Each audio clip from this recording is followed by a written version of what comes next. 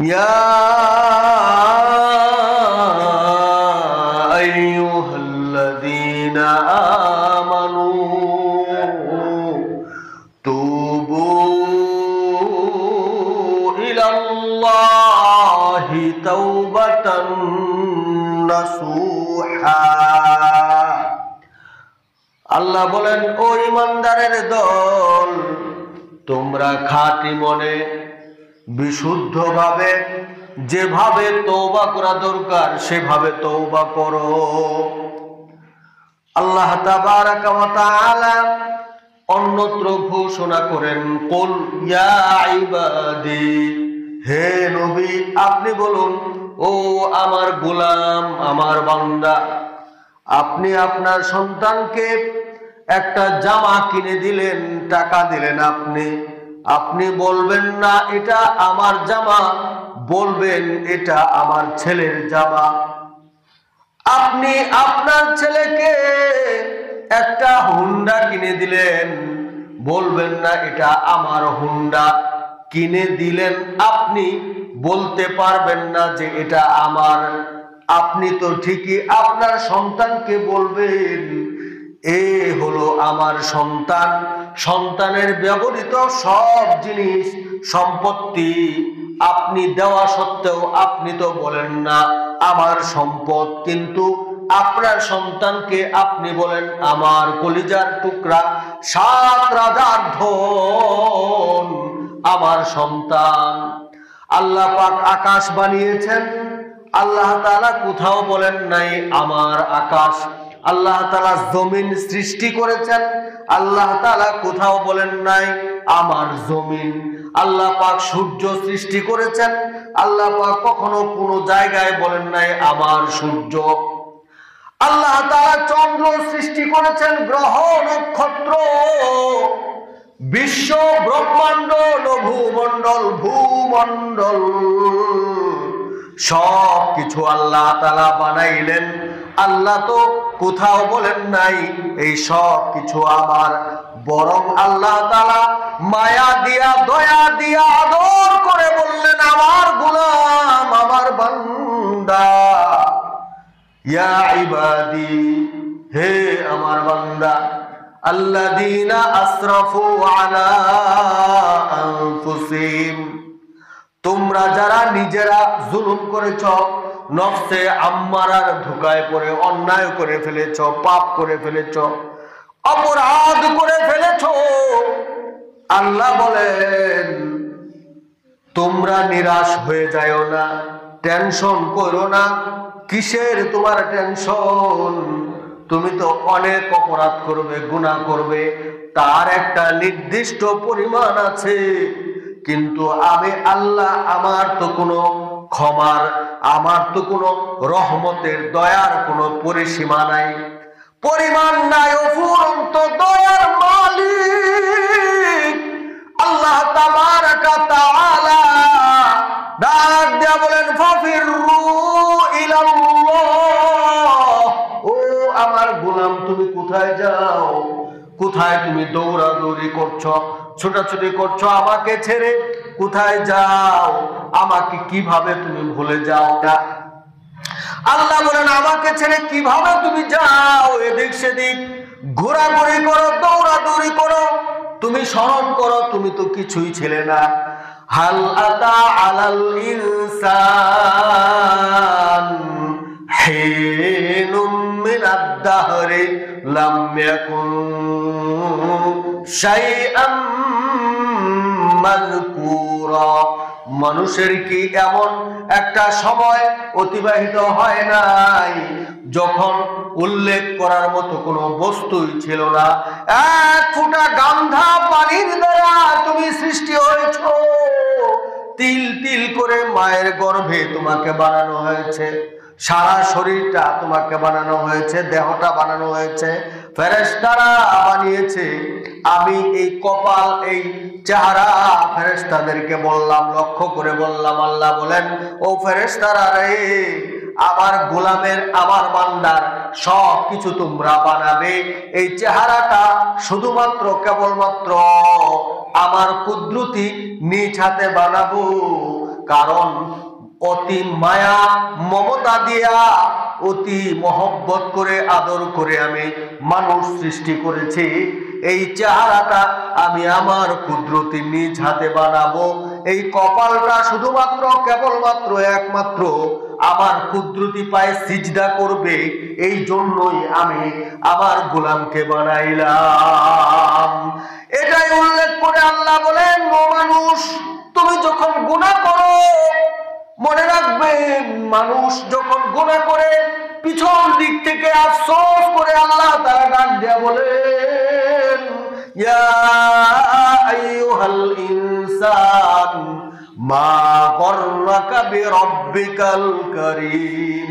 রব্বে কারীমের পথ থেকে, রব্বে কারীমের রাস্তা থেকে, রব্বে কারীমের কথা শোনা থেকে তুমি কোন দিকে যাচ্ছ, কোথায় যাচ্ছ তুমি?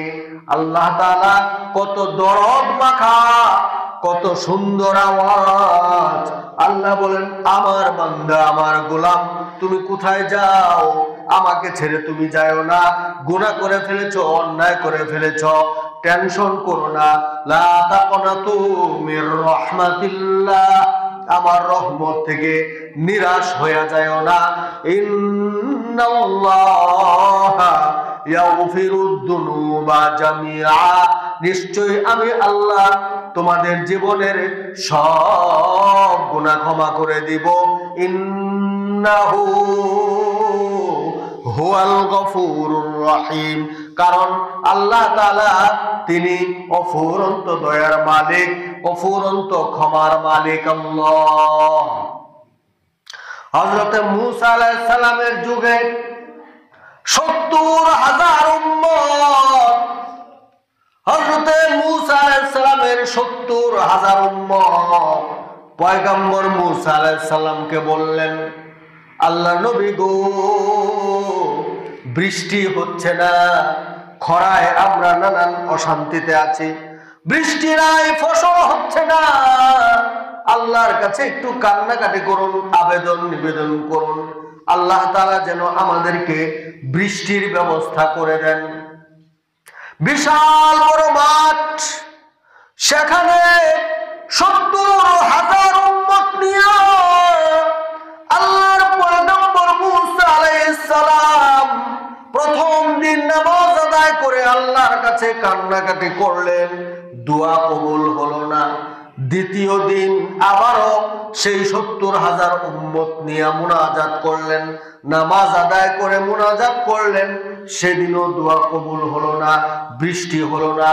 তৃতীয় দিন পয়গম্বর মূসা আলাইহিস সালাম তার ৭০,০০০ উম্মত নিয়ে নামাজ আদায় করার পর আল্লাহর কাছে কান্নাকাটি করলেন। আওয়াজ আসলো, জিবরাইল আলাইহিস সালাম আসলেন, বললেন, পয়গম্বর মূসা, এই ৭০,০০০ উম্মতের মধ্যে একজন পাপিষ্ঠ আছে, ৪০ বছর যাবত অন্যায় করে, গুনাহ করে, জিনা করে, তাকে উঠায়া দাও, তারপর দোয়া কবুল হবে। হযরত মূসা আলাইহিস সালাম ঘোষণা দিয়ে দিলেন, ও আমার উম্মত, এইখানে একজন পাপিষ্ঠ ব্যক্তি আছে, ৭০,০০০ উম্মতের মধ্যে একজন পাপিষ্ঠ উম্মত ৪০ বছর ধরে কন্টিনিউ অনবরত অন্যায় করে, পাপ করে, গুনাহ করে, জিনা করেছে, তাকে যদি উঠাইয়া দেই, সে যদি এখান থেকে চলে যায়, দোয়া কবুল হবে। আল্লাহ তাআলা বলে দিয়েছেন, তুমি এখান থেকে চলে যাও। ওই পাপিষ্ঠ ব্যক্তি আল্লাহর কাছে কান্নাকাটি করে, জোরে জোরেও কাঁদে না, কারণ জোরে জোরে যদি কান্নাকাটি করে আশেপাশের মানুষ বুঝে ফেলবে। উঠে একটু উপরে উঠার জন্য চেষ্টা করে যে আমি একটু উঠি, আবার বসে পড়ে, কারণ আমি দাঁড়াইলেই তো মানুষ বুঝে ফেলবে, কারণ কেউ জানে না আমি যে এত অন্যায় করি, অপরাধ করি, আল্লাহ তাআলা ছাড়া এলাকার কেউ জানে না আমি গোপনে করি। আর যদি জেনে ফেলে আমার কি লজ্জা, কি শরম, আল্লাহ গো, আমাকে তুমি অপমানিত করো না। আমি অন্যায় করেছি, গুনাহ করেছি, পাপ করেছি, তুমি তো আমার আলো বাতাস বন্ধ করে দাও নাই, অক্সিজেন বন্ধ করে দাও নাই, খাবার বন্ধ করে দাও নাই, আমার সব নিয়ামত তুমি অটুট রেখেছো, আমার নিয়ামতের কোনো কমতি নাই। তুমি তো রহমান, তুমি তো গাফফার। আমি অনুতপ্ত, আমি লজ্জিত, চরম ভাবে অনুতপ্ত হয়েছি, আমাকে তুমি ক্ষমা করে দাও আল্লাহ। আল্লাহ তাআলা ক্ষমা করে দিয়া তাকে বান্দা থেকে বন্ধ করে নিলেন। একটু পরে সাজ, কালো সাজ বৃষ্টি হয়ে গেল। পয়গম্বর মূসা আলাইহিস সালাম ডাক দিয়া বললেন, আল্লাহ গো, আপনি না বলেছেন একজন উম্মত এইখান থেকে উঠাইয়া দিলে বৃষ্টি হবে, দোয়া কবুল হবে। আমি তো কাউকে উঠাইলাম না, বৃষ্টি হয়ে গেল, কারণটা বুঝলাম না। আল্লাহ বললেন, পয়গম্বর মূসা, ও নবী মূসা, তুমি কি জানো না আমি যে রহমান? ও পয়গম্বর মূসা, তুমি কি জানো না আমার এক নাম রহমান, আমার এক নাম গাফফার। আমার গাফফার নামের উসিলায় এই লোকটা এত অপরাধী, এত বেশি পাপিষ্ঠ ছিল, আবার যখন অনুতপ্ততা এসেছে, লজ্জিত হয়ে আমার কাছে কান্নাকাটি করেছে, আবেদন নিবেদন করলো, আমি তার জীবনের সব গুনাহ মাফ করে দিয়া তাকে আমার বন্ধু, আমার ওলি হিসাবে গ্রহণ করে তার উসিলায় বৃষ্টির ব্যবস্থা করে দিলাম। সুবহানাল্লাহ।